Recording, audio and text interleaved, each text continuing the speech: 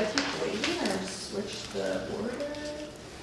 Maybe we just put them as 5.2. Oh, no, it's called the meeting to order. We always have it in section 1. Okay. Just put 5.2. We could put follows somewhere.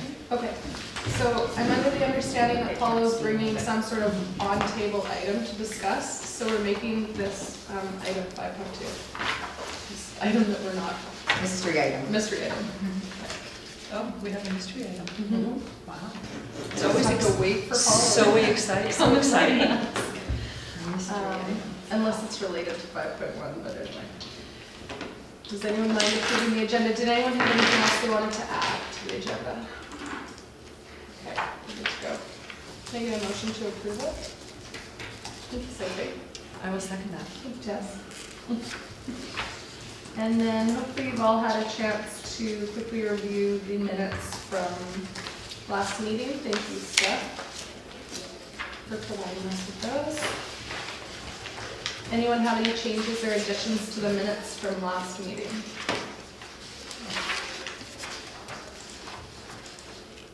Hearing none, can I get a motion to approve it? Deb, sorry. Thank you, Sophie. I guess I'll second that. Okay. There don't appear to be any members of the public here today. So skipping swiftly to the action items on page 8 of 25. There we are again.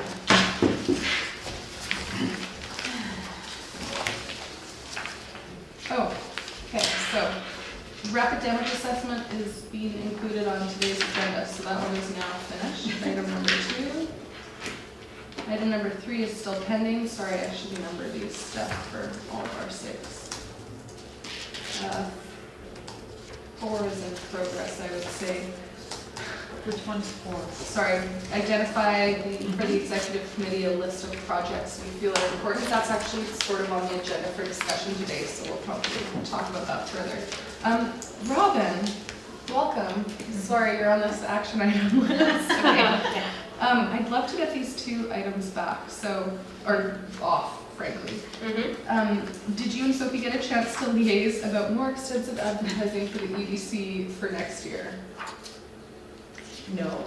Okay, so I think the issue was raised by Denise. I don't actually want to single you out. Somebody who hadn't been invited that hadn't heard of it, and so you guys were going to talk about. Sorry, for the EDC Business Summit? Yeah, this is seriously old information. Oh, I can say that I've been working on my contact list in a variety of areas, so it has grown. I'm going to put this as done. And also, yeah, Maybe. Because Rome, it's my contact list has grown. grown. It's larger now. Okay. So more people will be invited. Yeah, I think at the meeting there was Carolyn and I who were pointing out that we didn't know anything about it, and she's a small farm, and I have also a small business, and we just were wondering how, you know, if we don't The have names, money. well, I mean, that's part of the business licensing program that was endorsed by council, that is a way of collecting data for the municipality. Right now, it's just me. Yes, and we're just So growing into now it. we're just gathering, so I will, Good.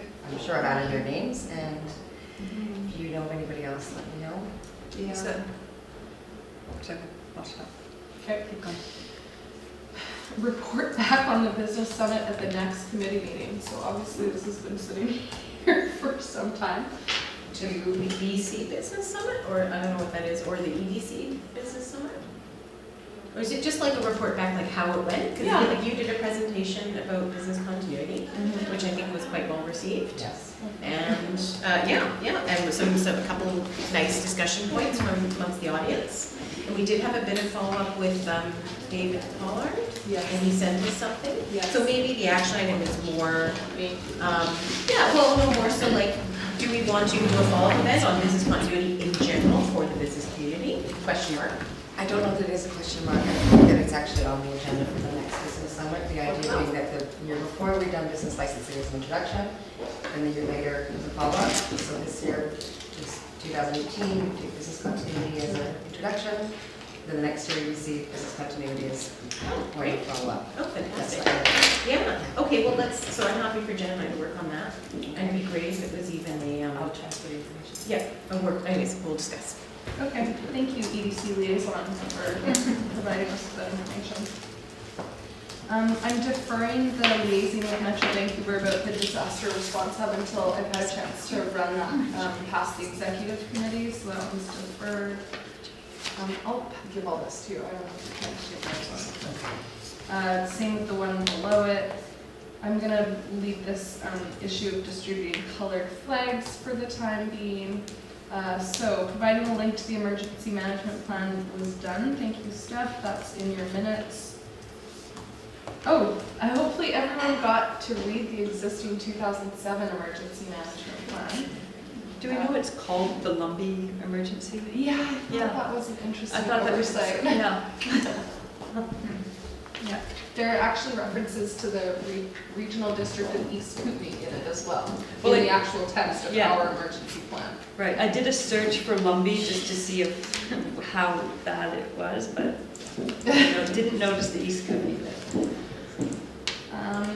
So Bob's not here to talk about that, we'll leave it as pending, and then share feedback on audit report with EPC, particularly regarding the emergency management plan. Oh, right, so this group was hopefully had a chance to at least look at the executive summary of the local government auditor general report on Sydney's emergency management program.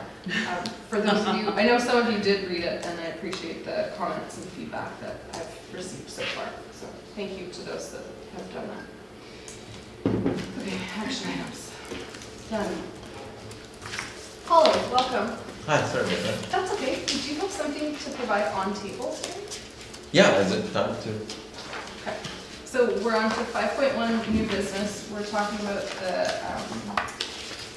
issue of burning on town land and potential update of the fire bylaw. So I'm going to kind of let Bonnie, Paulo, and Ian take it away here.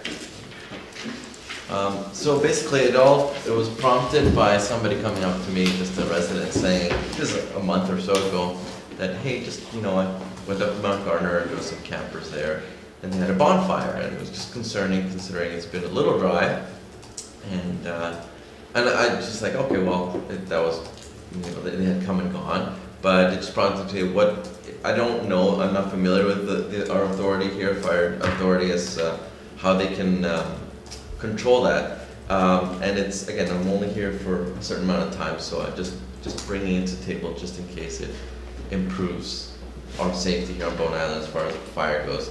But if she would have come to me and said there was fire, and I say, oh, I know there's a bylaw that there's no fires allowed on any crown land or recreational property that's not private on Bowen Island, given how small we are, our limited resources and isolation. Because if it started in an area that is really hard to get, it's not to say that it will stop people from doing it, but it's just a tool in our tool belt. So what I did is I did as much homework as I could, figure out what our authority is, and my simple mind tells me that Bowen Island does cover Crown land. We have jurisdiction over it to a certain extent, that we can impose bylaws that would benefit, at least in this situation. So I sent an email to you, Jen, as far as I talked to a lady, Jane Pinnell. She works for in Squamish. She admittedly said that, well, you guys are out of Chilliwack, but she's a client services assistant to Sea to Sky Natural Resource District. But she provided, my goodness, the amazing information she gave me was like, oh, this is what we discussed, Paulo, this is what I found, and resources online, and she said who I can talk to, who I should be speaking with. But she quoted that to confirm, the Bowen Island municipality covers all of the land on the island, so the entire island is considered to be within municipal jurisdiction. And she linked some information there. So my hope is, in addition, the current fire, was it bylaw, I guess, is outdated, but I don't know if the content is so much outdated. I'm sure it still applies, but it's since 1993. I wonder if it would be worthwhile to revise as far as like, this is now a committee, this is a thing.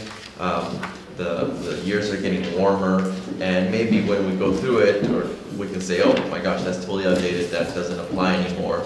I think it was saying it used to be part of the Island Trust, that's when it was created. Yeah. So, I don't know if I could throw out on there something about beaches, something about smoking, and I know there's always like, well, when there's a fire ban, doesn't that, the fire chief have the authority to? Yes, but why wait until there's a fire ban? I know Ian expands it to be, safe, be as safe as possible, but it could be flexible to say, hey, there's no fire burning anywhere on Crown land, on Bowen Island from, March to October, kind of like just to cover that, the what if it's really dry weather in those areas. Yeah, it's just an idea, throwing it out there to see if it's worthwhile. The other thing is, part of the bylaw could be adding fines, having the authority to say, Ian says, hey, we came to this fire on the beach, just like we did 2 summers ago, some boaters, and so we just pass that information to bylaws. We could attend, say this is who it is, get the names, and issue a bylaw ourselves, or get bylaws to, it's just extra authority to enforce that.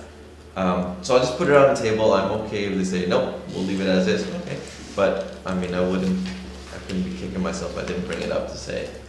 It's Yeah, part of, we had the manager meeting this morning, and we did bring that up, and so we're gonna look into it with Kathy, and then go from there, so. awesome, that's more But than, the smoking is the one that bothers me more than the fire, like that one the other day down at the store, if that happened, 6 hours later when no one's around, that store would have been gone. So we were just lucky we caught that when we did. so the smoking, we hear about it all the time in summer, Yeah. saying people flicking stuff like that. Yeah. I know it's like considered littering, but just thinking, I know beaches is very sensitive topic to say, what do you mean no smoking on beaches, no smoking on trails, but the reality is we are moving forward, we're trying to be safe, and there's dogs off leashes, oh god, and now smoking, it's like, that makes sense. As long as the dog's not on fire, it's okay. So that's my 2 cents. I don't know what you guys think, if it's worthwhile for us to put our efforts behind it or support behind it. I was able to find 3 separate attempts at a new fire bylaw. 2006, 2008, and 2009, our previous fire chief tried to replace this outdated bylaw. So I think that we can look to those for examples, look to other small island communities that have updated their bylaws. We don't have to reinvent the wheel. And then I'll look more into what stopped these from being adopted by council. I know Chilliwack had one, Upper Fraser Valley Regional District, they had a bylaw in 2016 where they actually provided enforcement like bylaw fines. So I think I sent somebody a link, or I have a link somewhere, but yeah, so that's a good thing. It's recent, and yeah, could apply to us.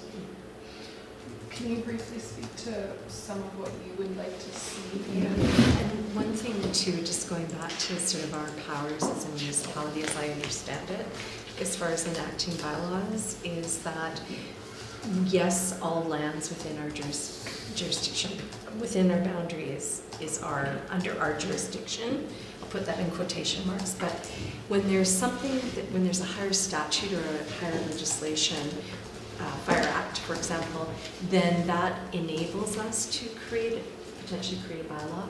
Like we have a bylaw for hunting on Crown lands, right? And the reason why we're allowed to have that bylaw, as I understand it, is that there is the BC Wildlife Act, right? So it's under a certain act, whereas some other bylaws that we might want to instate on Crown lands, we may not be able to, if there isn't a higher level legislation that it fits under almost.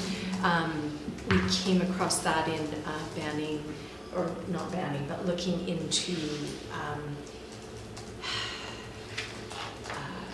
I'll use the word banning, banning certain types of use, recreational use on Crown lands, for example, motorized ATVs and such. We cannot, as a municipality, ban those, the use of off-road vehicles on Crown Why? lands. Because Because it doesn't, we don't have the jurisdiction. I think it's because it doesn't fit under some safety umbrella of statute that we as a municipality cannot ban, because everybody's right to recreate, so this is where it goes back to rights, are equal. So you can't say a horseman has more rights than a ATVer. right. Only if they can ban it, the off-road vehicles in the Caribou and on the Crown land there, why can't it be done on the Crown land? That's for fire purposes. Yeah, that's sort of what I'm saying right But now. what Bonnie's suggesting is like a blanket ban. Oh, I see, okay. Yeah, Okay. exactly. So when it says safety, it seems like when there's safety. Okay. Safety But it issues. could be put in Possibly if it's under the auspices of of that. the March to the Yeah. October. Yeah, perhaps. Yeah, I kind of wonder where the fire ban authority comes from as far as. Fire Services Act.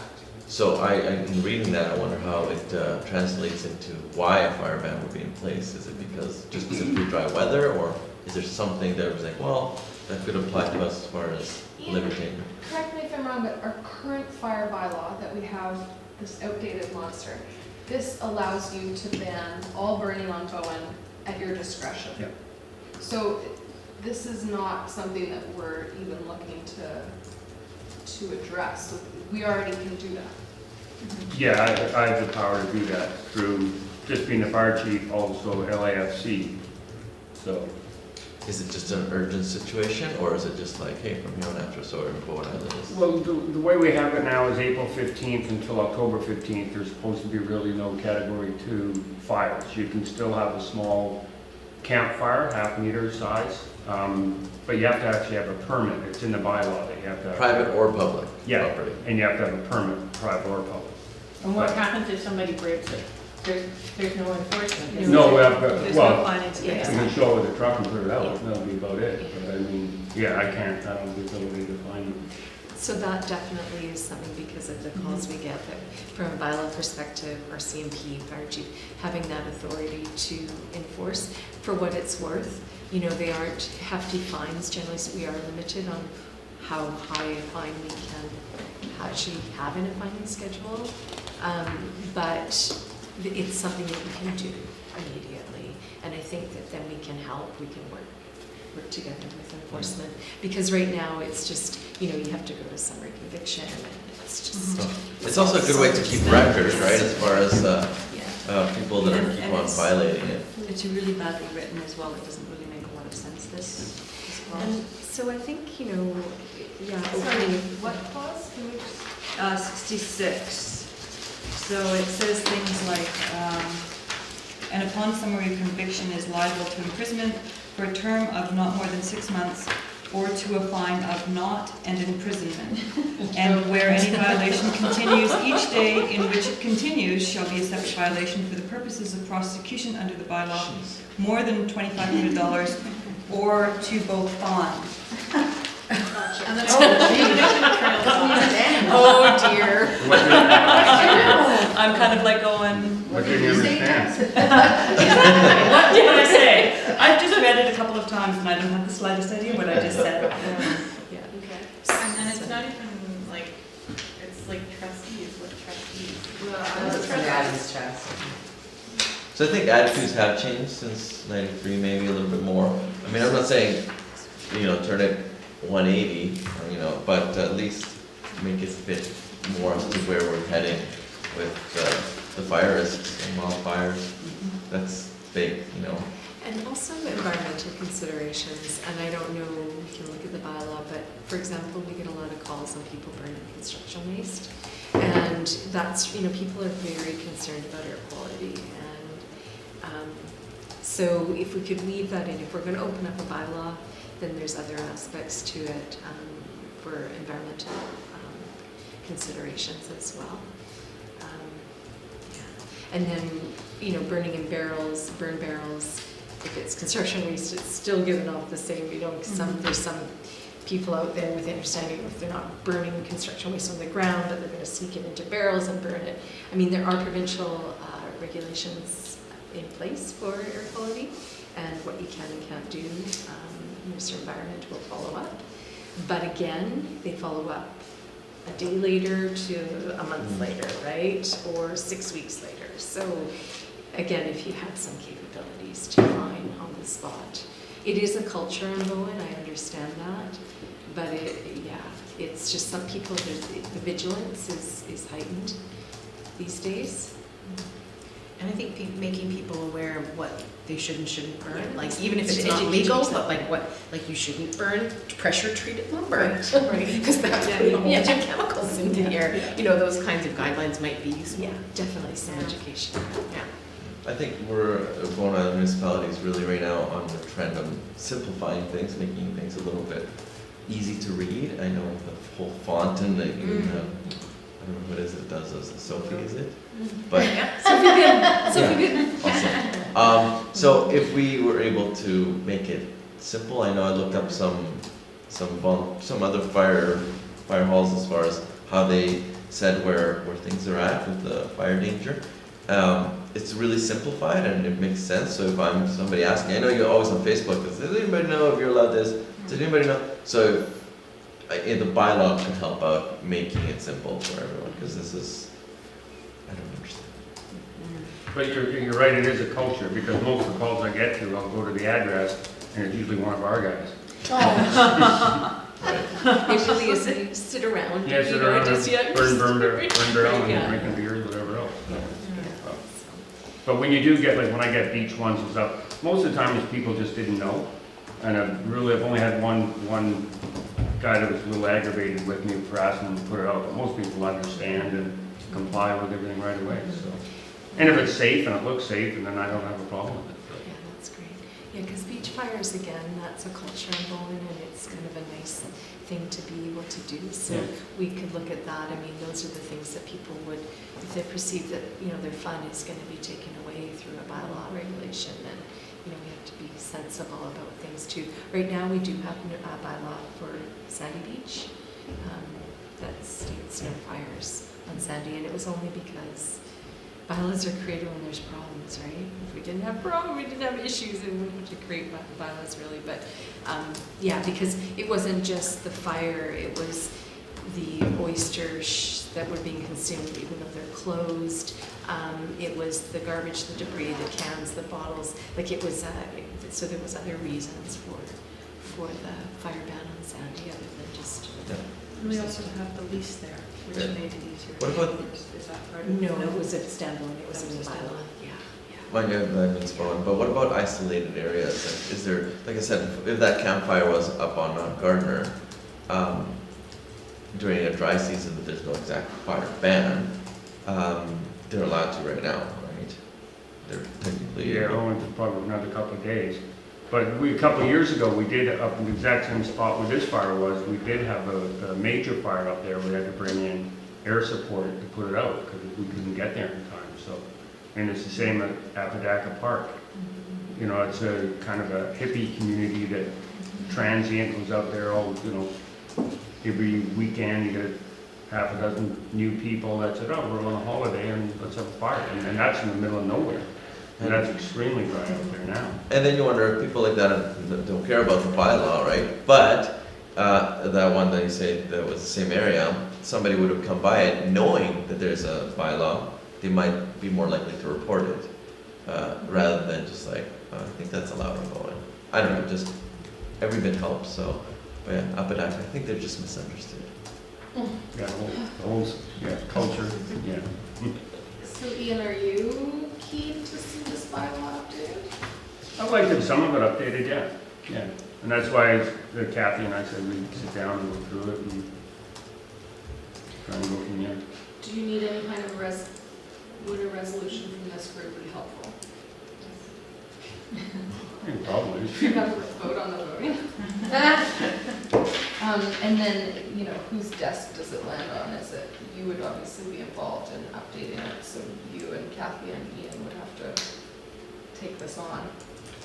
But they don't have to reinvent the wheel, like I said. No. We don't. Chilliwack might have some. In fact, we have 3 examples right here. We just write it better, we Yeah. read it, we write it. Just so Well, you people can use the can same read it. font. Use the same font, please. Typewriter. Yeah. Or one from Hornby or some other island, right? Yeah. There's good stuff. Okay. So let's go ahead. What is the wording of that resolution? The Emergency Program Management Committee recommends that the Emergency Program Executive Committee Update bylaw 41. Up to you. direct you. Direct staff. They can only direct you. You don't want it. Yeah, they can only direct. They staff off. really? Okay, just say staff. I guess you could facilitate it, direct, you could Oh, yeah. facilitate it. So, to facilitate, Can we as a committee not make a recommendation to council? I don't think so.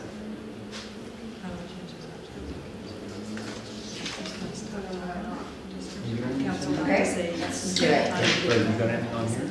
No, not today. No, I'm gonna try to grab something. I saw she was using Yeah, one. bylaw. So that's what you intended to do, as a sideways, it's a sideways thing, Oh, okay. I can take I'm all that. good with sideways. Other than that, no, I don't have any others.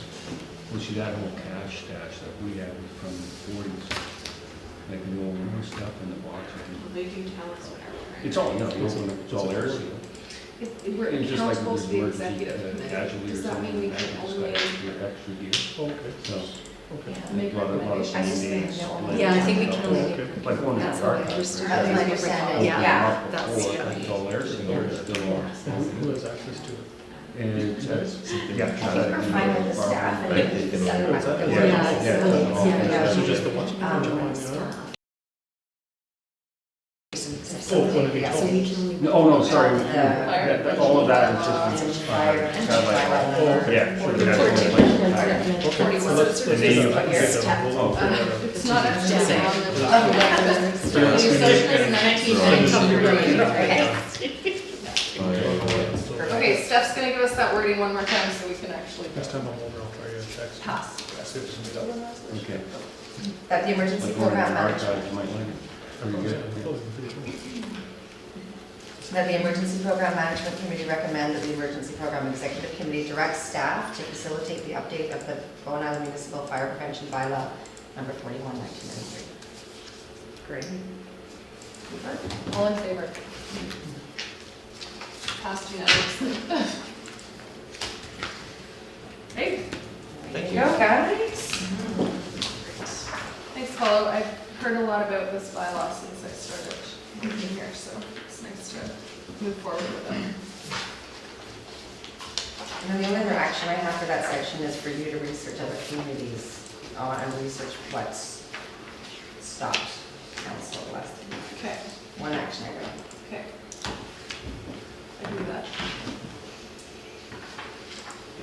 All right, there was nothing else on fire prevention bylaw, was there? No. Okay. Moving swiftly forward to 6.1. So we're at 5. Yeah, I don't think so. You didn't have anything to add? No. No. Sorry, 6.1, page 22 in your agenda.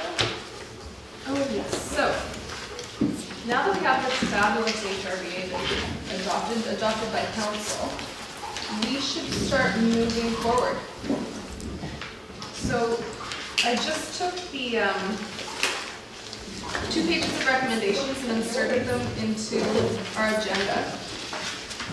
And I was sort of hoping that we could prioritize and you know, yeah, I can't think of another word other than move forward with some of these. So my thinking personally is that we're already, my thinking is that we should pick like 2 or 3 of these to start actioning and moving ahead with. Does that sound like a reasonable number to this group? Should we be trying to tackle more? Should we just stick to 1? What are we thinking there? And then, you know, if we decide 2 or 3 sounds reasonable, then my inclination is to sort of address the highest risk hazards first. No, that's okay.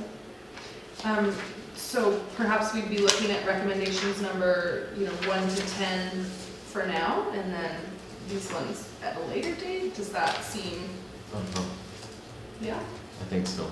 Okay. Does I don't know. anyone have comments, input, suggestions, thoughts? Jen, sorry, I don't understand why you've got, so many recommendations for each subject, for each risk. So these were taken from the HRBA, and each one had about 3 or 4 recommendations associated with that hazard. So you just chose the most important ones? I or chose- you just read? This is every recommendation that's in the HRBA. Yeah. There's 21. Yeah, so there are 21 in total. I think that trying to tackle all 21, this year is probably not realistic. So I'm sort of trying to find a way of prioritizing so that this isn't another one of those documents that just sits on the shelf. I'd like to actually get some of these recommendations implemented.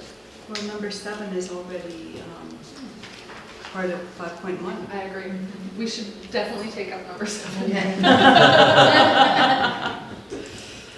And are these are not in priority order, these are just the list The of, hazards are in priority order, so, Okay. earthquake, structure, fire, etc. okay, But the recommendations that are part of each hazard weren't prioritized. okay. So it's not like within earthquake, number 1 is the most Right, important. but those are the hazards, earthquake is the number 1, the next one's structure fire, the next one's, Correct. yeah, okay.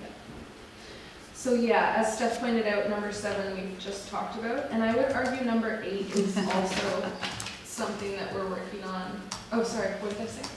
You said Steph. Test, sorry. It's all good. Number 8, I think that we're working on as well. We just received a Fire Smart grant, and we're looking at rolling out some of that communication material within the next week. Sophie, 2 weeks? Oh my gosh, sorry. Don't remind you. So I think 7 and 8 are probably arguably in process already. Jen, can I just ask a question about the Fire Smart? I know you talked to me about that. Are you doing actual actions, or are you just doing communications? Like, is there going to be Right now, it's a bit of a public awareness. a public awareness? That's great. And then there's the agreement. Yeah, so the Fire Smart grant that we were awarded is for a public education and vegetation management campaign. So it's primarily public education where we're, telling people what Fire Smart is and what steps they could be taking, now or in the future to Fire Smart their homes and properties. And then as an incentive for people to undertake that education, we're offering free green waste disposal. Now that'll probably come with some sort of limitation or caveat, like per household limit. But basically, if you organize a bunch of your neighbors to have Ian come and deliver Fire Smart education to you as a group, then you will be entitled to dispose of, vegetation that you've removed from your property at no charge. So that was kind of the incentive that we were trying to provide for people undertaking the treatments and educating themselves. So it works alongside of emergency preparedness, which most of it's the ESS is doing, right? It works hand in hand. Yeah.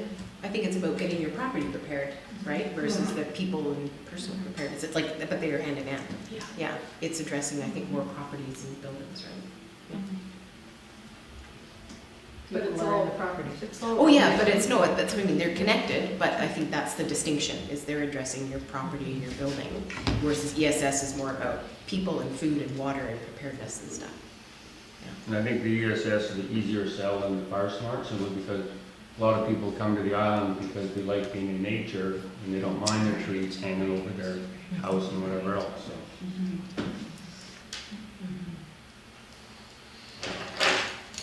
And then I think also number 3, we're sort of just starting the discussion around rapid damage assessment is on the agenda for today. So there's movement on some of these already. How do we want to tackle this to make sure that the HRBA is implemented to some degree? Is there funding associated with any of these things, or this is like, no, so this is us as a committee, or staff time, or what, or going after grants, or whatever, it's us deciding what to put our energy into. And, you know, potentially making recommendations, like if we decide as a group that, for instance, number 3 is the most important, that's what we want to work on this year, wrap down to assessment, then maybe the recommendation is that that get added to the budget for next year, or there could certainly be financial implications for decisions that we make, and budget implications based on our prioritization, but I certainly can't guarantee that we have funding for all of this, all of these projects. Does that answer your question? Oh, yeah.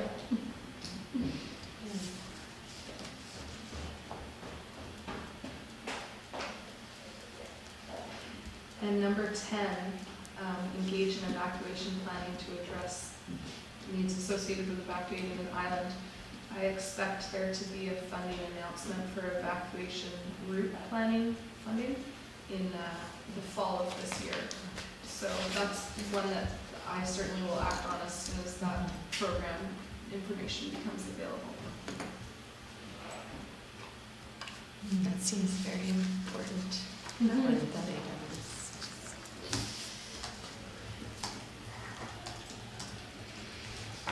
So one from each of the top 3 hazards to start. Does that sound reasonable, manageable? It might be also nice to see if there's like, what's that term, low-hanging fruit? Like, are there some that are actually quite easy and that we might be able to do quickly or implement easily, or like add into stuff we're already doing? That might also be a good thing to prioritize, and then make sure that if there's some big long-term ones that they don't just get left because they're too hard, that maybe it's just ones that we kind of chip away at over time. So one for that could be number 2, ensuring your community municipal buildings, because like, we're not always building buildings, it's just like, we may be soon. Yeah. Twice. Well, definitely at least once. So, like, that would just be when the building is being designed. Yeah, and I think both of the upcoming new buildings our concerns have been addressed. Correct. So it's almost like either we strike that one, or we decide that we put together like a little, I don't know, like an official recommendation or something, but I don't think that's emerging. Okay, so no one's too concerned about it. Which one is that one? Oh, sorry, number 2, which is ensuring that new municipal or community buildings meet the minimum seismic design and loading requirements, particularly infrastructure response facilities. It's kind of redundant because they have to meet the building code, so they have to. The fire hall has to meet its post-disaster thing, so that's a given. And then we put a bit of time and effort into ensuring that the community center is going to be at a slightly higher than standard seismic. So we've had that confirmation. So that's, That has been confirmed. Perfect. It's going to be, I can't remember what, it's been a while since we had that conversation, but it's not code, it's that step up. It's not post-disaster, which is what the fire hall and EOC will be, but it's a step up from standard code, because it's been identified as, I think the reasoning behind it was, it will likely be a reception center or some sort of facility to be used post-disaster. So it was all agreed, and we heard, I think that was either from the architect or the engineer on the project directly. We got confirmation. So I feel like they're sort of handled, and the only action I would see on that would be some sort of blanket recommendation or policy or something. But I don't know that that's also urgent, because how many more major buildings are we going to be Yeah, and here it building? says community or municipal buildings. And there's also the water treatment plant as well that should be considered. We should check. I'd be surprised. It probably has to be post-disaster, because I know wastewater ones do. Okay. So again, this is where the building code actually kind of just takes care of a bunch of that. Good. There's only a few gray areas that you can kind of go one way or the other. It would only be a lot of, if it says existing or current buildings, then that's a huge. Oh yeah, that's a whole other thing. So, but Yeah. I don't know why that's there, because you're saying the building code I think is. we're sort of good. Yeah, so I think that, should we just strike that one unless anybody feels strongly that we need to write a policy or recommendation? I think, look at this, we're just crossing them off the list. Fantastic. I think that you're right, there's the opportunity for a policy to be written, whether or not that's critically important today is arguable. There's also the potential that we could influence, or should, maybe arguably should influence non-municipal buildings that are still key pieces of infrastructure, and I'm thinking specifically of that medical clinic if it gets built. I don't know how much opportunity we have to influence that process, and certainly if we're not putting any funding to it, I'm not sure. That's But the did you say challenge, the yeah. building code takes care of that? For certain types, this is where the gray area is. Yeah. For certain types like fire halls, public schools, if you meet a certain requirement, schools are actually that step up. So there's the standard, let's call it 1, they call it, it's a code, so 1, 100%, right? That's every building has to be built to 1. Post-disaster, fire halls, all of those kind of things are like 1.5. And then there's this in-between, which schools have to be, it's 1.3. And so I think that's what they've agreed, the community center will be 1.3. But the medical center, a hospital would likely be built to some higher thing, because that says it. But this medical center is really gonna be a private building with private businesses in it. So it's in that gray area where it has to be built to 1, because that's the code, but I don't think they have to build to 1.3. I don't think there's any building code reason for them to do it. Right. I would like be a proponent for them to do it. I've actually approached the board and mentioned it. I think they're open to it, but there's a cost implication. So for them, it's like they have to make the decision as to whether they want to swing the cost. So I don't know yet if we can. Yeah, policy to encourage new buildings. To encourage, well, especially, Especially on community lands, right? that's Like, interesting, because yeah. it's, yes, it's a private building, but it's on community lands. Yeah. So, Yeah, and also it's somehow would be identified as a building of high priority for the community exactly. in an emergency response, right? Yeah. So I don't know if there's any way we can work around that. Okay, so maybe that's where we could actually do some work. That could be. Is not, is Yeah. around, more around those buildings that aren't directly owned by municipality, but are a valuable asset to the community. And again, I'm not suggesting this should be the one we choose and run with, but I don't also know if we should just cross it off the list and Yeah, good forget point. about it just yet. Where do dams fall in? Critical infrastructure? Yeah, and I don't know anything about seismic requirements or anything about that. Because Who we owns the have a dam? few on the island. These are private ones on private land? No, they're on crown land, aren't they? Then it would be the owners. There was a Above couple, private land. yeah, and a couple of them have been decommissioned, so the one I know on Bombay Water, that dam was decommissioned. There's one out Mutiny Laneway on Crown Land that I think Bob's been talking about decommissioning. There's not a lot of water in the retention pond there. Clarny Lake. Clarny Lake. Clarny That's a Lake, big one. that's a big That's a big dam, one. that's a The one huge. for that Where's lake. Honeymoon? Is that Honeymoon, yeah, Honeymoon has it, yeah. They have a dam? I've never been up there, Yeah. but I think there is some sort of. I don't think it's very big, I think it's, yeah. So if it's Killarney, that would be Metro Vancouver, Yeah. right? They would be the owners, yeah. That's a Yeah. good sized dam though. And there's also the stop at Carter Pond there Yeah, as well. So what about dams? and what about the Yeah. one on the requirements for them to be seismically upgraded in an earthquake, I don't even know. water comes down. right? Well, I think for Killarney, for Crooken Park, it would be a discussion with Metro to say, hey, we've identified this as a potential hazard in our community. What's the status of the dam? Do you know? Do you have any programs for upgrading? Like, what's the status of it? So I think it's just a conversation. It's a start of a conversation. And what's the risk if the dam breaks?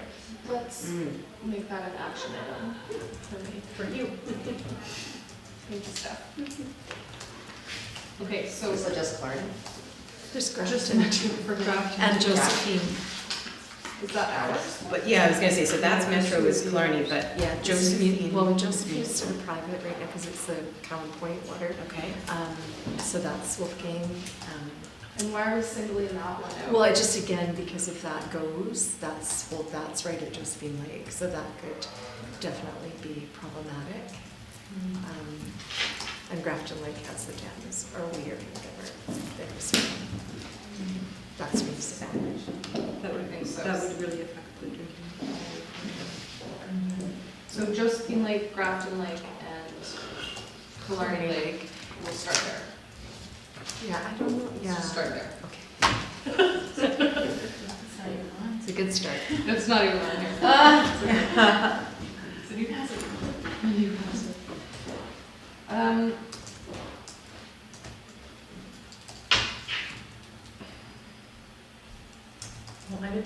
number 3, but that's, because I have that. Yeah, so, Yeah. earthquake-specific planning and rapid damage assessment.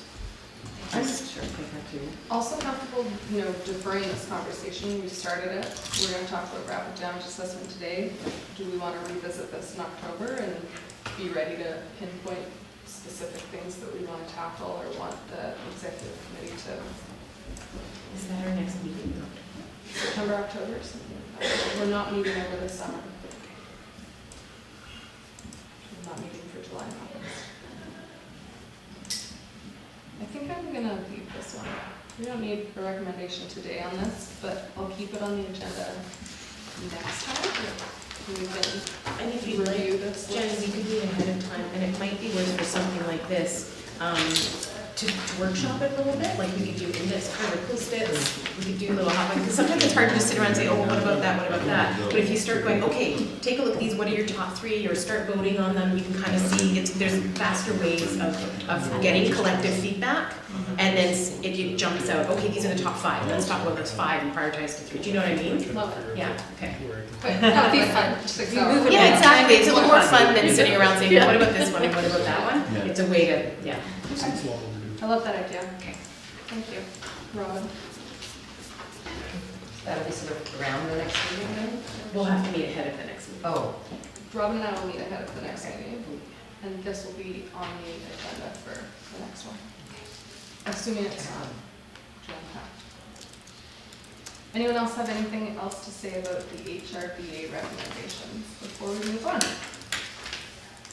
Oh, we're running behind, sorry everyone. She's pretty good about staying on time. So Robin and I are quickly going to discuss rapid damage assessment, sorry. the next meeting is September 5th. Okay.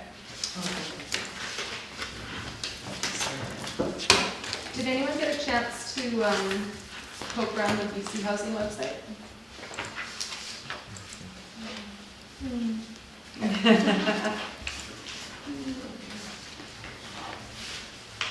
Robin, do you want to take the lead or do you want to start us off? You start us off. Okay. Yeah.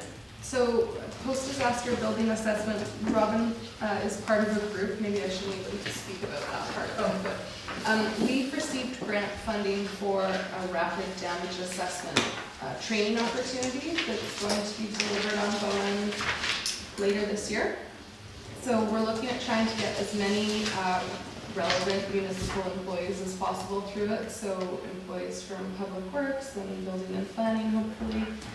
Unfortunately, neither of which are represented here today.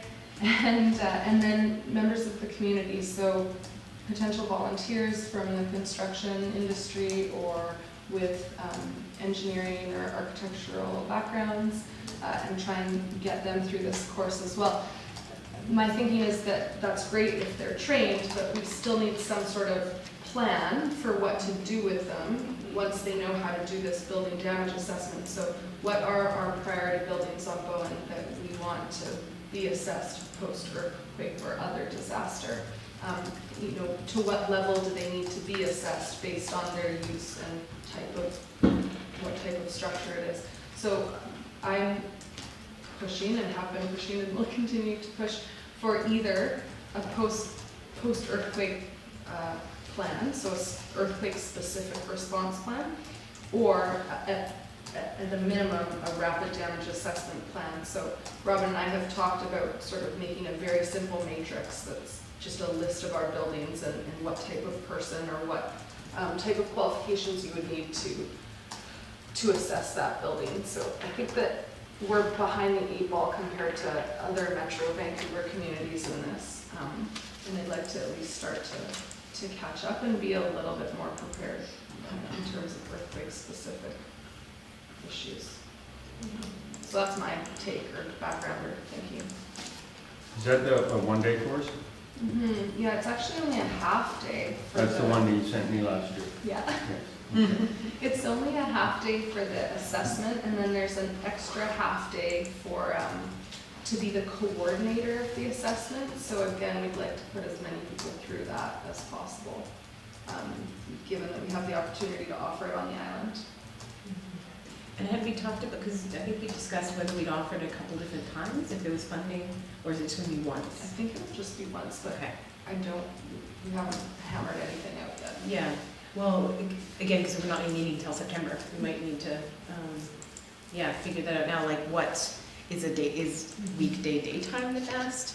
Or would volunteer firefighters be interested in taking it? Should it be an evening or weekend? You know what I mean? Like, just those kinds of simple logistics, depending on who we're trying to attract to take the course. So obviously, as municipal staff, it's probably easier weekday during the day, but if we're trying to get other people who generally work or do other things, it might be better to be an evening or weekend. I don't know what the options are. How many people are you talking about? Funding? 20-something through it? I can look it up, I'm not sure, 20 up. Will you talk a little bit about your project and the framework and? Oh, sure. I think I've mentioned it a bit before, so stop me if I'm repeating stuff. But I'm part of a group that's working on, it's a 2-year project and we're almost at the end. We're actually in the middle of the 2nd year.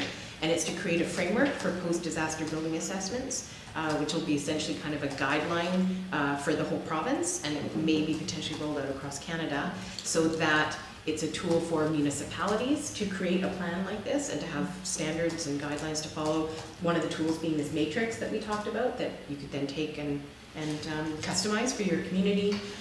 There'll be a few other, we're hoping there's a few other tools, but essentially it's a common language, a common guideline, and we've done research, international research, and then and all, I think in other communities across Canada and international research, just to try and pull out the best bits and make it standardized, and so that we're all talking the same language. So the idea being that if we need help over here, we can call on, say, people from the North Shore, and we're all kind of working in the same thing.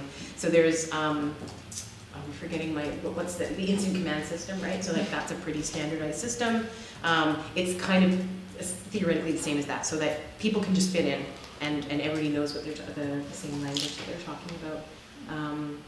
And reciprocity is really important. So even if we have something major in the Lower Mainland, we're probably going to be calling on people from Alberta or further, or down south in America or whatever. So we want it to be sort of, we can all work together and everybody can sort of slot in and know what we're doing. So is this system within the first 72-hour framework, or is it beyond that? It's beyond that, and it does address that though. So what are the different stages? And then what are the different levels of assessment that you're doing on a building?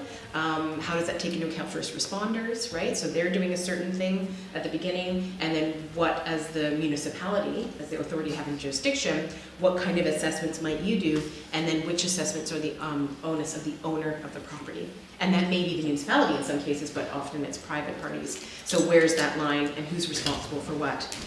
What are the levels of assessment? What are some standard guidelines around what that assessment should be? Who should be doing it? What kind of training they should have?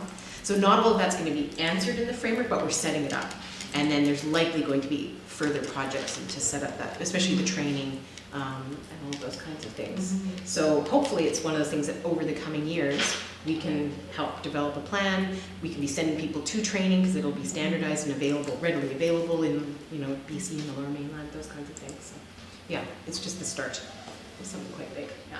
Remind me when the framework is expected to be released? End of the year. Our project completes just end of December, and I believe that the sort of final draft will be sometime in the fall, and then it will go out for revisions and everything. And then there will be an ongoing, I think we're calling it a provincial advisory committee, that it's possible I might be on. I'm not sure, that somebody from the AIBC, the Architecture Institute, will be on that committee. And so that will kind of keep it as an ongoing thing to keep them updated, so I'll be able to kind of be a liaison probably and see that that keeps going. Yeah. So yeah, there's definitely work to do, but there's no funding beyond what we have for training, which is awesome.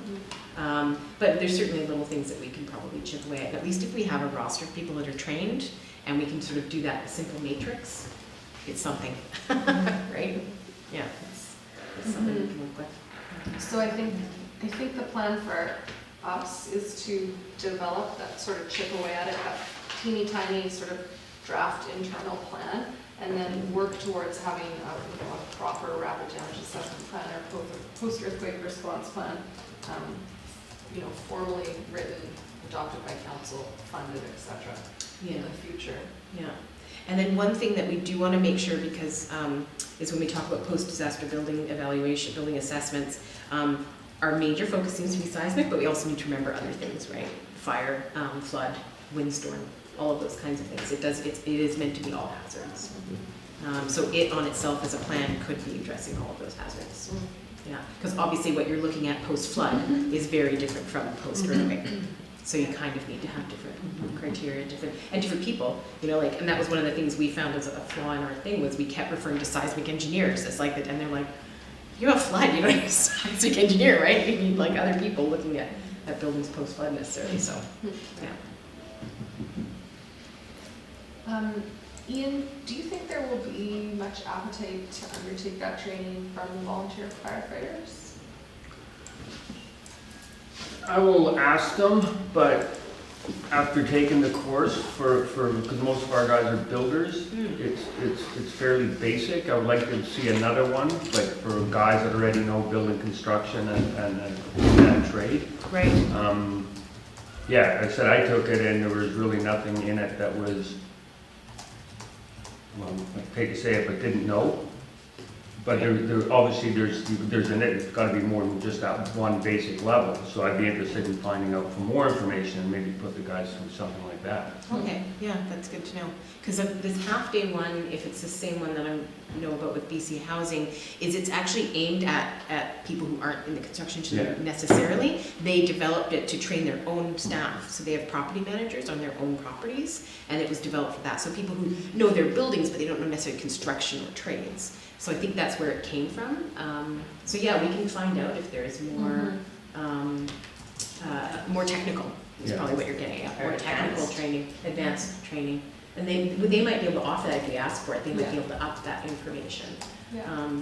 And certainly I know we get a more technical one as architects. We have a full one-day one, and it's much more technical. And then the engineers probably have an even more technical one than we do, so we don't need to go that far. But I know the information's out there, but whether BC Housing can provide it, I don't know. I read the manual on I think probably the short course, and it's really interesting. And I think there would be a lot of interest in it, just for the layman out there, just the community members. Yeah. But if we only have a budget to train one set. So the budget for that training is $2,500. So, and I didn't specify that it had to be through BC Housing, so if there's somewhere else that training is available, we can certainly look into that.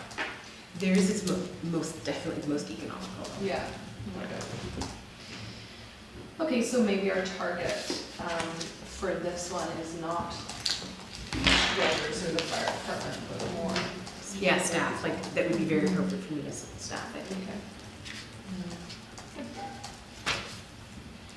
Anyone else have anything they want to say about rapid damage assessment? Okay.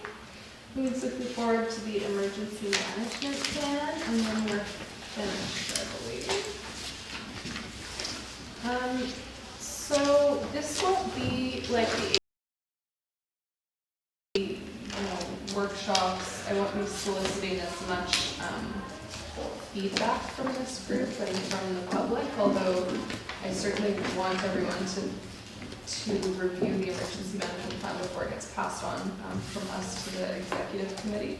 So what I'm more hoping for is people that are willing to take on editing specific sections. So I'm happy to do the bulk of the work, but I'd love a second set of eyes on a given section before it comes back to this committee on an agenda. So I don't know how everyone feels about giving me a hand with taking different sections.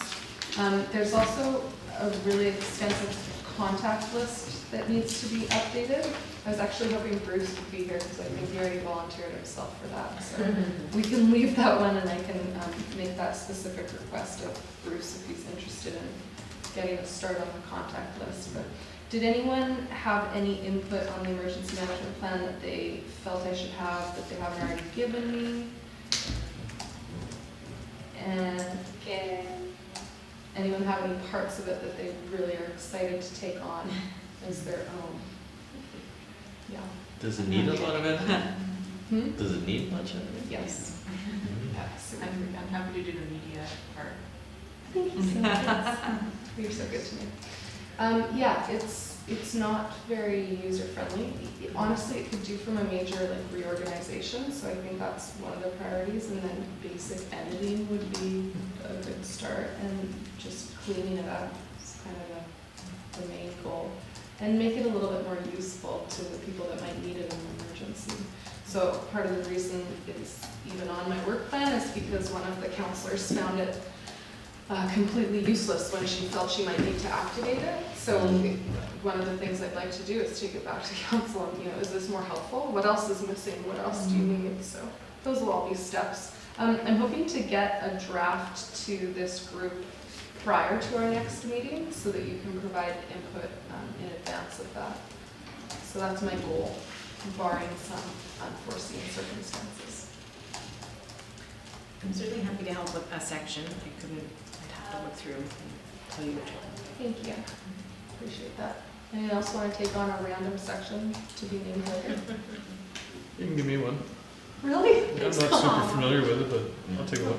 Well, that's so nice of you. We won't see him in September though, so yeah. Good idea. Okay. I'll probably do a lot of this by email. So a lot of you have actually, oh, I thought you were trying to say something behind it. A lot of you have actually given me feedback already, so that's been useful. Thank you to those of you that read it, commented on it, replied to me, or volunteered to work on it. I really appreciate the help. It's not as behemoth as it looks once you take out all those appendices.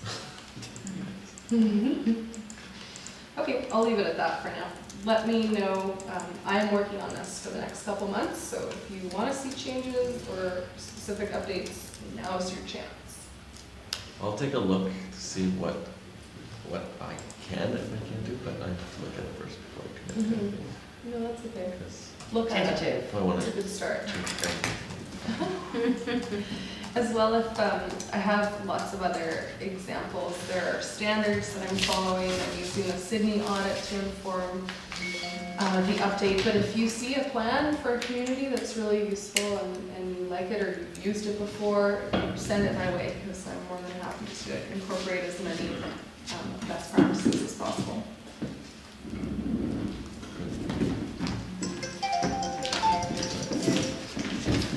Okay, lose them.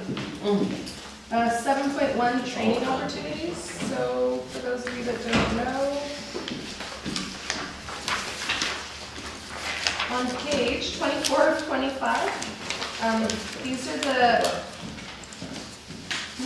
EMBC sponsored training opportunities that are available across the Lower Mainland. So for those of you that haven't seen them, if there's anything you're interested in doing, Sorry, I have to go. no worries, it's good timing. Thanks for coming, Blair. Let me know. Happy to get you signed up.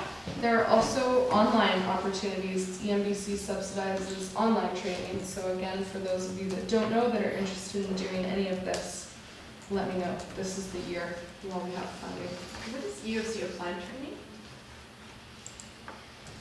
So I can look up the exact description, but it's basically, to my knowledge, what follows the essentials course. So you would take the training and then you apply it in like a practice or a simulation but I haven't, to be totally honest, taken that one, so. Didn't we do that in the 2-day EOC? We did 2 days of EOC, That was wasn't EOC it? Essentials. Thinking of Was that 2 days of essentials? Okay. Yeah, the reception center one, we combined them both, but,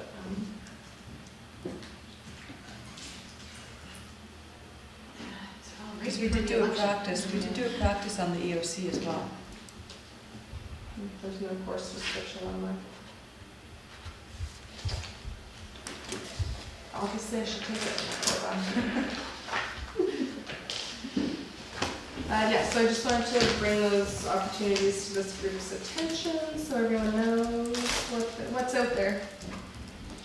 And then, as I think I already mentioned, the other information item is just that the HRVA was adopted by council.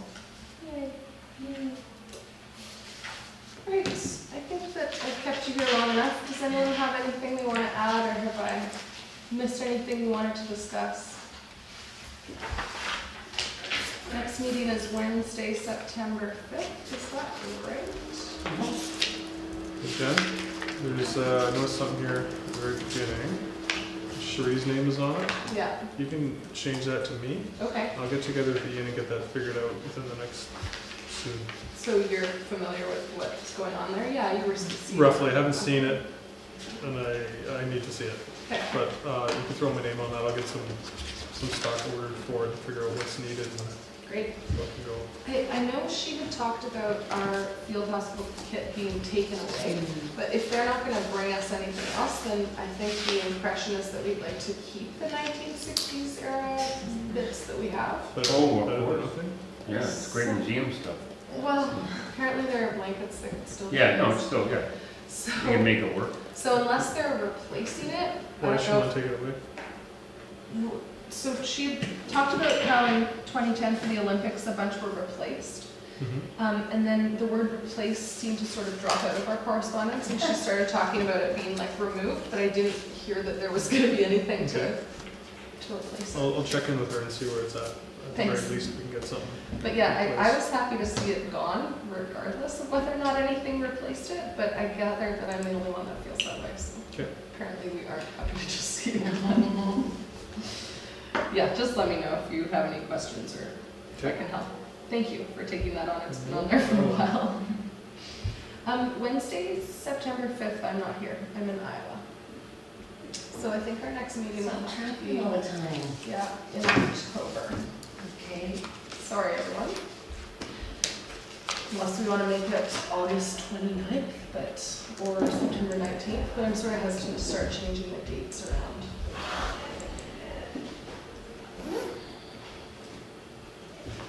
Our next meeting is October Doesn't matter. 3rd. Do you guys want the one in September?